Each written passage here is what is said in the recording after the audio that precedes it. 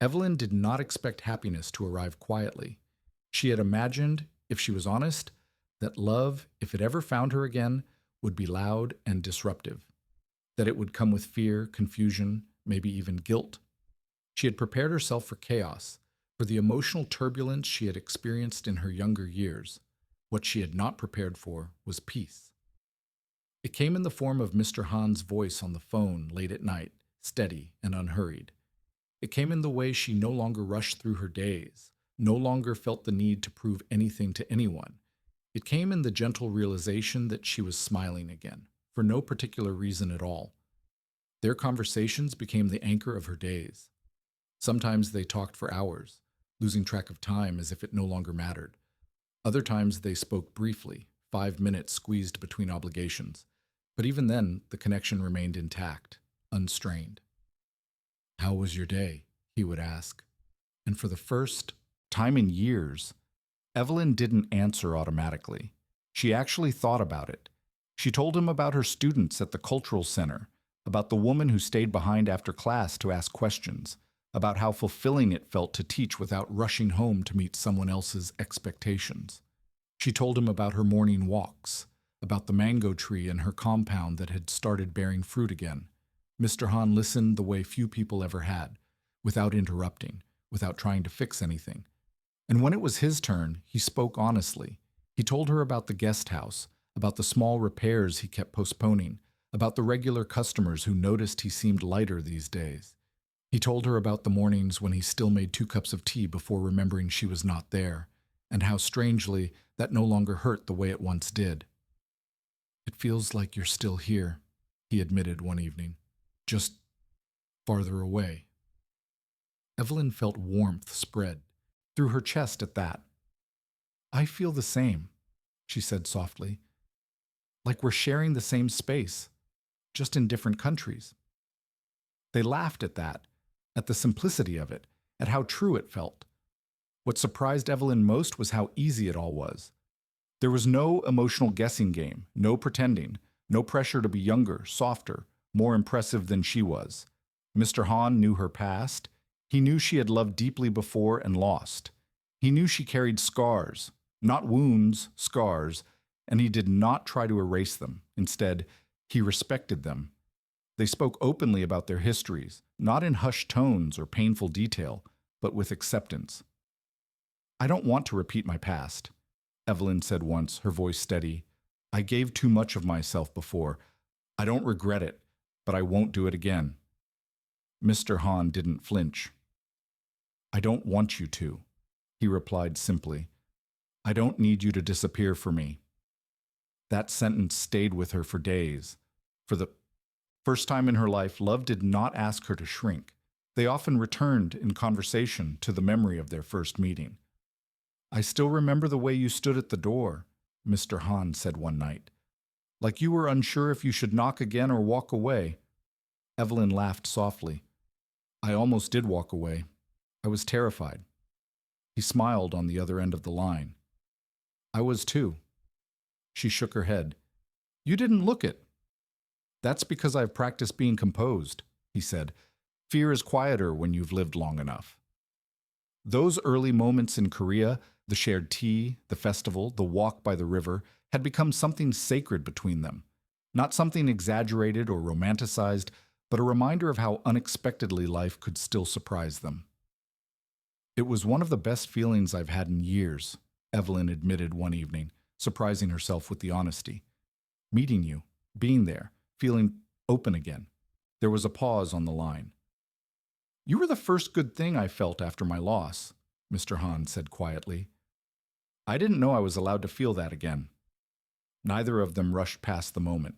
They let it sit, full and complete. Not everyone understood. Evelyn's sister noticed the change first, the lighter step, the way Evelyn hummed while cooking, the way she held her phone like something precious. "You're glowing," her sister said one afternoon, arms crossed skeptically. "What's going on?" Evelyn didn't deflect this time. She told the truth. Her sister listened, her expression shifting between concern and disbelief. "Korea?" she said finally. "Evelyn, that's very far." I know, Evelyn replied calmly. And you're not worried? Her sister pressed. About starting over? About disappointment? Evelyn smiled gently. I'm not starting over. I'm continuing. The answer unsettled her sister, but Evelyn did not feel the need to explain further. Her children were quieter about it, protective, curious. Mom, are you sure? Her daughter asked one evening. You've already been through so much. Evelyn took her hands. That's exactly why I'm sure. Slowly, reluctantly, her family began to see that this was not impulsive. It was deliberate, grounded, chosen. In Korea, Mr. Han faced similar reactions. Friends questioned him gently, cautiously. At this stage of life, one asked, so far away? Another wondered. Mr. Han listened, nodded, and changed nothing. For the first time, he trusted his own judgment more than public opinion. Distance existed, but it did not dominate them. They communicated like adults who knew the cost of silence. If something hurt, they said it. If something confused them, they asked. If emotions ran high, they paused, then returned to the conversation calmly. Evelyn found safety in that. She did not have to perform. She did not have to anticipate anger or withdrawal. Mr. Han did not disappear when things felt complicated. He stayed present, grounded, consistent. Love, she realized, did not have to be exhausting. One night, after a particularly long conversation filled with laughter and quiet reflection, Evelyn sat alone in her living room long after the call ended. She felt full, not giddy, not reckless, just sure. She thought about the woman she used to be, the one who waited for permission, who delayed her desires until they no longer mattered. And she realized something profound. She was no longer afraid of wanting. The decision came without drama, no sudden announcement, no emotional breakdown, just clarity. She wanted to go back to Korea, not to escape Nigeria, not to chase a man, but to step fully into a life she had discovered unexpectedly and honestly. She told Mr. Han first. There was silence on the line. Then he said quietly, "Are you certain?" Evelyn smiled. "Yes, for the first time in a long time I am." "I don't want you to feel pressured," he said carefully. "I don't," she assured him. "This is my choice." His breath released slowly. "Then I will be waiting." She closed her eyes, heart steady. Weeks later, Evelyn stood at the airport once again. This time, she was not alone. Her children hugged her tightly. Her sister held her hand longer than necessary. Friends surrounded her, offering words that were equal parts emotional and proud. "You're brave," someone said. Evelyn shook her head, smiling through tears. "I'm not brave. I'm honest." She turned to them all, voice steady. "I'm not leaving you," she said. "I'm chasing a dream I never knew I could have again." They watched as she walked toward the gate, suitcase rolling behind her, shoulders relaxed, heart open. As she boarded the plane, her phone vibrated. A message from Mr. Han. "I will be waiting." Evelyn smiled to herself as she took her seat. This time, she wasn't returning to a place. She was returning to love. And somewhere above the clouds, as the plane lifted into the sky, a new chapter waited, one that neither of them was afraid to live. Evelyn's flight landed just before dawn. The cabin lights brightened slowly, and the quiet hum of the plane softened into movement. Seatbelts clicking open, bags rustling, voices stretching awake. Evelyn remained seated for a moment, her hands folded neatly in her lap, grounding herself in the reality of what she had done. She had crossed continents again, not out of obligation, not because someone asked her to, but because she wanted to. That thought alone made her chest feel light. As she stepped into the terminal, the cool Korean air greeted her like a memory she had never truly left behind. Everything felt familiar in a way that surprised her. The language she still struggled with, the signs she could half read now, the steady rhythm of people moving with purpose. She was not a visitor this time. She was returning. Mr. Hahn arrived at the airport later than planned. Traffic had delayed him, and though he would never admit it, his hands tightened on the steering wheel. As he imagined Evelyn standing alone, waiting, he had told himself to stay calm, to move with the same careful composure he had always relied on. But today, that composure wavered.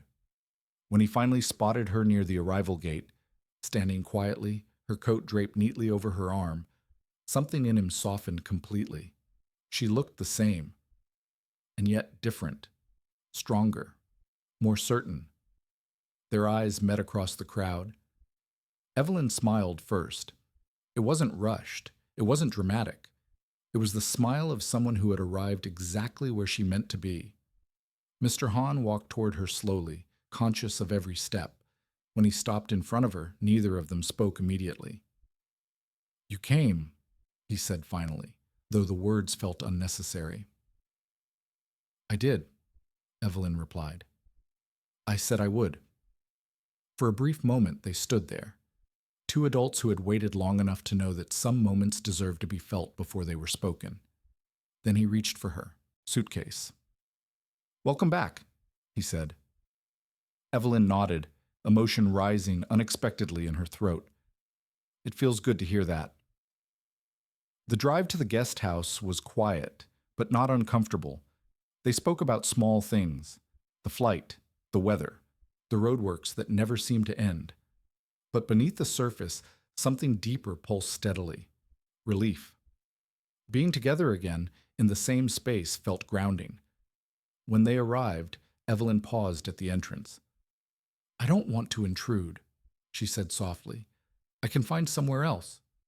Mr. Hahn shook his head gently. "You are not intruding. You are welcome." The word lingered. Inside, the guest house looked exactly as she remembered it.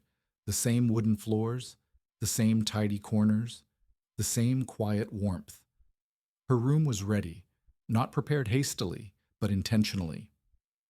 A small vase with fresh flowers sat on the desk. The bed was neatly made. A cup rested beside the kettle. Tea. Evelyn closed her eyes briefly, steadying herself. "Thank you," she said. Mr. Hahn nodded. "Rest. We can talk later." She appreciated that he didn't rush her, that he didn't demand closeness immediately. It was one of the reasons she trusted him. The first few days passed gently. They did not pretend nothing had changed, but neither did they force it to change too quickly. They shared meals in the evenings, sitting across from each other at the small dining table, sometimes talking, sometimes simply eating in quiet companionship. Evelyn resumed her morning walks. Mr. Hahn returned to his routines. Their lives overlapped naturally, without strain. One afternoon, as Evelyn folded laundry in the common area, she laughed suddenly. "What?" Mr. Hahn asked from the doorway. "I just realized something," she said, still smiling. "I used to think love at this stage would feel complicated." "And now?" he prompted. "And now it feels simple," she said. "Not easy, just clear." He considered that. "Clarity is rare." "Yes," she agreed, "and I don't want to waste it." Their eyes met. No rush, no pressure, just understanding. They took long walks through the neighborhood, unhurried and observant. Evelyn noticed how easily they fell into step beside each other, how natural it felt to share space. Sometimes they laughed, soft, unguarded laughter that came from shared humor and mutual ease. Other times they spoke about heavier things: aging parents, adult children, the fear of becoming invisible with time. "I used to think being needed was the same as being loved," Evelyn admitted one evening as they sat on a bench overlooking the river. "But they're not the same." Mr. Hahn nodded. "Being needed can disappear. Being chosen, that stays." She looked at him then, really looked at him, and felt the weight of that truth settle comfortably in her chest. They were choosing each other, not because they were lonely, not because they were afraid of being alone, but because life felt better when shared this way. Of course, the world outside their quiet understanding still existed. Evelyn's sister called often, her voice cautious but supportive. "Are you okay?" she asked more than once. "I'm more than okay," Evelyn replied honestly. "I'm at peace." Her children checked in too, curious, watchful. They asked about the food, the culture, the distance. Evelyn answered openly, never defensive. "I'm not disappearing," she told them gently. "I'm expanding." In Korea, Mr. Han faced his own unspoken scrutiny. Friends noticed the change in him, the lighter step, the renewed attention to life. Some questioned it silently, others asked directly. He listened. He acknowledged their concerns. Then he went home and made tea with Evelyn. That was answer enough. One evening, rain began unexpectedly. They stood together by the window, watching it fall. "Do you ever feel afraid?" Mr. Han asked quietly. Evelyn thought for a moment. "Not of loving you, only of forgetting myself again." He turned to her fully then. "I would never ask you to do that." She believed him, and that belief was everything. He reached for her hand, not urgently, not possessively, but with intention. She welcomed the touch, their fingers fitting together naturally, as if they had always known how. They did not speak. They didn't need to. That night, as Evelyn lay in bed, listening to the familiar sounds of the guest house, she reflected on how far she had come, not in distance, but in courage. She had not abandoned her life. She had chosen to live it more fully. And somewhere down the hall, Mr. Han sat with a book open on his lap, unread, his thoughts elsewhere. For the first time in years, the future did not feel like something to endure. It felt like something to look forward to, together. If anyone had asked Evelyn when exactly love settled into certainty, she would not have been able to point to a single moment. It did not arrive with grand declarations or dramatic turning points. Instead, it grew quietly, like a habit formed gently, like trust built without force. It revealed itself in the ordinary days, in the way life continued, and somehow felt fuller within it. Weeks passed. Evelyn began to settle into Korea again, but this time without the feeling of impermanence that had hovered over her before. She enrolled in short cultural workshops, volunteered at a community center that worked with immigrant women, and spent her mornings walking familiar streets that no longer felt foreign. And every evening, without exception, she returned to the guest house, returned to Mr. Han. They cooked together sometimes, simple meals, nothing elaborate. Evelyn teased him about his precise measurements. He laughed at her habit of tasting everything twice. They shared stories, from their days, sometimes animated, sometimes reflective. It felt domestic, not in a way that trapped her, but in a way that soothed her. One evening, as they washed dishes side by side, Evelyn caught herself watching him, the way he focused on small tasks, the calm rhythm of his movements, the quiet confidence of a man who had lived, lost, and learned restraint. "What?" he asked, sensing her gaze. She smiled. "I was just thinking, this feels good." He nodded, understanding immediately. "Yes, it does." That simplicity amazed her. There was no confusion about what they were doing, no anxiety about labels. They were two adults choosing presence, one day at a time. They spoke often about boundaries, not as limitations, but as protection. "I don't want us to rush into something just because we're happy," Evelyn said one afternoon as they sat beneath a tree near the river. "I want us to grow into this." Mr. Han agreed. "I don't want love to cost. Either of us our peace." Those words mattered. They did not try to rewrite each other's lives. They acknowledged responsibilities, children, careers, history. They talked about logistics openly, how often Evelyn would travel back and forth, how they would navigate time apart, how much independence they both needed to feel whole. There was relief in that honesty. Evelyn noticed how different this love felt from her past. She was not managing emotions. She was not anticipating disappointment. She was not bending herself into something smaller to fit someone else's expectations. She was showing up as she was. And Mr. Han met her there. Not everyone approved. A neighbor made an offhand comment one morning. Nothing cruel, just pointed. "Is she your relative?" the woman asked Mr. Hahn, glancing at Evelyn. No, he replied calmly. She is someone important to me. The woman paused, surprised, then nodded politely. Evelyn heard the exchange from the doorway. She felt no embarrassment, only a deep, unexpected gratitude. Later she mentioned it. You didn't hesitate, she said. He looked at her steadily. Why would I? That was the moment Evelyn realized something essential.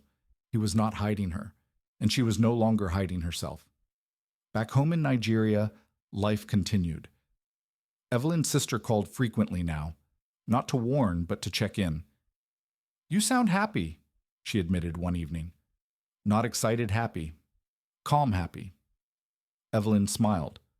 That's exactly how it feels. Her children noticed the change too. Mum, you seem lighter, her son said during a video call, like you're not carrying everything alone anymore. She swallowed past the emotion in her throat. I'm not.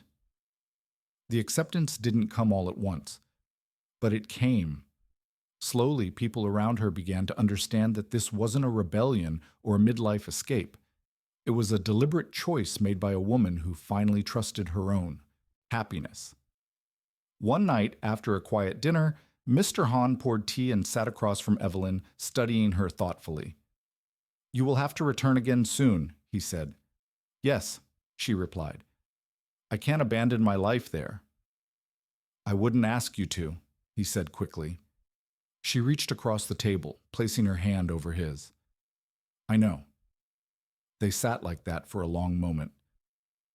I've been thinking, he continued, about what this means for both of us. So have I, she said. He met her gaze. I don't want this to be something that exists only in pauses between responsibilities. Evelyn's heart beat steadily, not fast, not anxious. Neither do I, she said. They spoke then, carefully and openly, about what the future could look like, not in fixed plans, but in shared intention. Visits, time together. Eventually, perhaps, a life that blended both worlds. It wasn't overwhelming. It felt possible. As Evelyn's departure approached, she was surprised to find that fear did not return. She wasn't afraid of distance. She wasn't afraid of losing what they had built, because what they had built was rooted, not in proximity, but in choice. On her last evening before returning to Nigeria, they walked by the river again, retracing a path that now felt symbolic. Do you regret coming back? Mr. Hahn asked. She shook her head immediately. No. This time, I knew exactly why I was coming. He nodded. So did I. They stopped near the water, watching reflections ripple gently across the surface. I don't feel like I'm losing you when you leave, he said quietly. I feel like I'm waiting for you. Evelyn smiled, emotion welling softly. That makes all the difference. He reached for her hand, and this time there was no hesitation, no pause, just certainty. The day of her departure came sooner than she expected. Evelyn packed with care, not sadness. She moved through the guest house, slowly, memorizing the way the light fell across the floor, the familiar scent of tea, the sound of Mr. Hahn's footsteps down the hall. At the airport, they stood together quietly. No tears, no dramatic promises. I'll call when I land, she said. I know, he replied. Travel safely. She looked at him, wanting to say everything at once, and realizing she didn't have to. I'm glad I chose this, she said. So am I, he answered. As the plane lifted into the sky, Evelyn looked down at the city below, her heart steady and full. She was not leaving love behind. She was carrying it with her. And back in Korea, Mr. Hahn returned to the guest house, opened the windows, and made tea for one. For now, because he knew, without doubt, that what they had found was not fleeting. It was a beginning, and somewhere ahead, a future waited, one they were both ready to step into. By the time the Rains returned to Lagos, Evelyn and Mr. Hahn were no longer guessing what they were to each other. They were certain. Distance had not thinned their love, It had clarified it. Every day, in small, deliberate ways, they chose one another, not out of urgency, not out of fear, but with the calm assurance of people who knew what they wanted and were no longer apologizing for it. Their relationship settled into a rhythm that felt both intentional and tender. Mornings began with messages exchanged across time zones. Sometimes it was nothing more than good morning. Did you sleep well? Other times it was a photograph, Evelyn's cup of tea catching the early light on her kitchen counter, or Mr. Hahn's neatly arranged breakfast in the guest house. These were not grand gestures. They were confirmations of presence. At night they spoke. Not always for long, not always with urgency. Sometimes they laughed, real laughter that came from familiarity, from shared jokes that no one else would understand. Other times they spoke quietly about their days, their plans, their aging parents, their adult children, the lives they had built separately and were now slowly, carefully learning to align. They missed each other, not with desperation, but with longing that felt warm instead of painful. I didn't know missing someone could feel like this, Evelyn admitted one evening, sitting alone on her veranda, phone pressed gently to her ear. How does it feel? Mr. Hahn asked. Like anticipation, she said after a pause. Not emptiness. He smiled on the other end of the line. That's how it feels for me, too. In Nigeria, acceptance came softly. Evelyn's sister no longer questioned her decisions. Instead, she asked practical questions about flights, schedules, plans. Her tone had changed, carrying concern rather than resistance.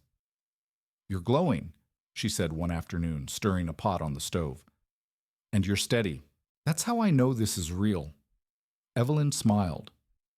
I feel steady. Her children noticed it too. They teased her gently about her long phone calls, her new habit of smiling at messages, the way she no longer hesitated when speaking about her future. Mum, when are we meeting him? Her son asked one evening. Evelyn laughed softly. Soon. In Korea, Mr. Hahn faced similar acceptance. Friends who once watched cautiously now commented openly on his happiness. The guest house felt alive again, not noisy, not crowded, but purposeful. He spoke of Evelyn without hesitation, without defensiveness. When questions came, he answered them calmly. Yes, we are serious. Yes, we have plans. No, I'm not afraid. Love, he had learned, did not need to be explained to be valid. They planned visits carefully.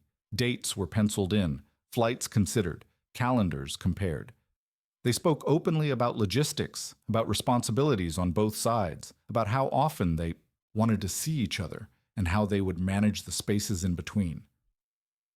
I don't want us to feel rushed, Evelyn said during one of their long calls, but I also don't want us to drift. Mr. Hahn agreed. We will be intentional. That's how we protect this. They spoke about the future without fantasy, about aging together, about companionship, about choosing love daily, not dramatically. Their conversations were not filled with if, but with when. One evening, after a particularly long day, Evelyn sat at her dining table, staring at the open pages of her planner. Dates were circled, notes scribbled in the margins. She smiled to herself. For the first time in her adult life, she was not organizing her life around obligation. She was organizing it around joy. She sent Mr. Hahn a message. I miss you today.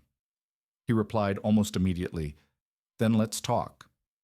They spoke late into the night, voices soft, laughter frequent.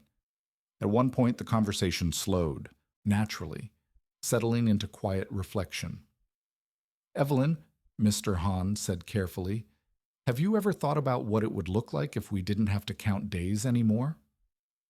She felt her heart steady, not race. Yes, she replied honestly. I think about it often. There was no tension in the silence that followed, only understanding. The subject of marriage did not arrive suddenly. It had been circling them for some time, unspoken but present. They were adults.